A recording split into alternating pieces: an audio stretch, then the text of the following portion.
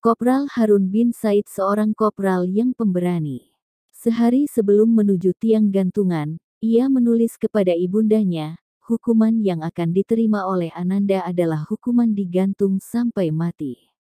Di sini Ananda harap kepada ibunda supaya bersabar karena setiap kematian manusia yang menentukan ialah Tuhan yang Maha Kuasa dan setiap manusia yang ada di dalam dunia ini tetap akan kembali kepada Ilahi. Mohon ibunda ampunilah segala dosa-dosa dan kesalahan-kesalahan Ananda selama ini.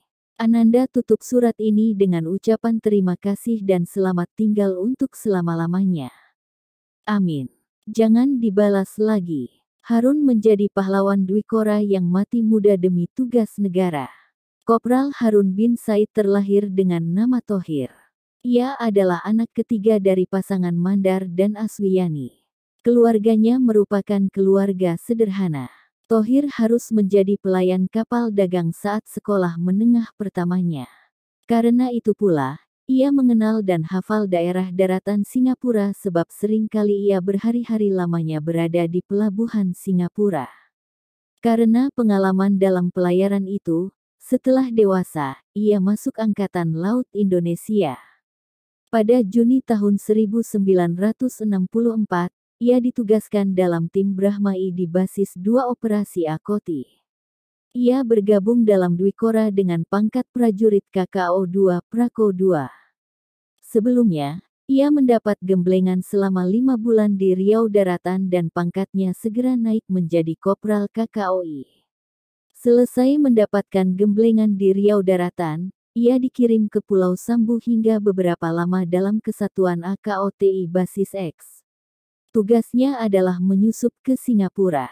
Ia sendiri telah mengunjungi Singapura beberapa kali, menyamar sebagai pelayan dapur menggunakan kapal dagang yang sering mampir ke Pulau Sambu untuk mengisi bahan bakar.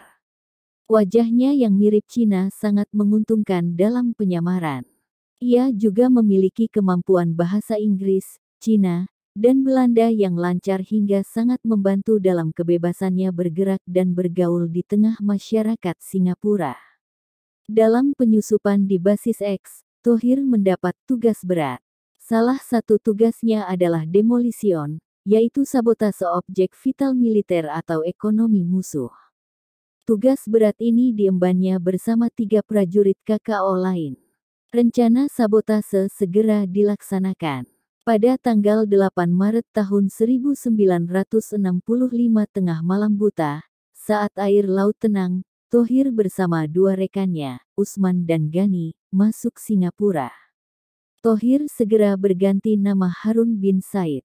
Mereka mengamati tempat-tempat penting yang akan dijadikan objek sasaran. Mereka berunding dan sekali lagi melakukan pengamatan detail. Lalu kesepakatan dicapai. Data sabotase telah jelas, yaitu Hotel McDonald di Orchard Road, sebuah pusat keramaian di kota Singapura. Sasaran ini akan diledakkan. Siang hari mereka bergerak di antara kerumunan orang memasuki hotel, menuju basement lalu menjelang petang memasang bom seberat 12,5 kg. Pengatur waktu dinyalakan.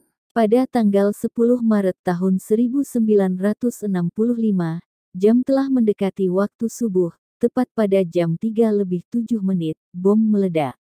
Saat orang-orang masih banyak yang terlelap tidur, Hotel McDonald hancur berantakan. Singapura gempar luar biasa, seluruh aparat keamanan Singapura dikerahkan untuk mencari pelaku. Harun bersama 3 temannya segera melarikan diri. Mereka mencoba berpisah sementara, tapi Harun memilih bersama Usman. Berdua mereka segera menuju pelabuhan. Pada tanggal 13 Maret tahun 1965, Harun bersama Usman mengambil sebuah motor boat dan segera menuju ke Pulau Sambu, yang merupakan pangkalan utama pasukan Basis X. Namun, sebelum sampai ke perbatasan perairan Singapura, motor boat macet di tengah laut. Mereka tidak dapat lagi menghindar dari patroli petugas Singapura. Pada jam 9 pagi, mereka tertangkap dan dibawa kembali ke Singapura sebagai tawanan. Harun merasakan pengapnya penjara Singapura selama hampir 7 bulan. Pada tanggal 4 Oktober tahun 1965, sidang pengadilan Mahkamah Tinggi Singapura digelar dan Harun dikenai tuduhan berat, yaitu pembunuhan terencana dalam sebuah aksi sabotase.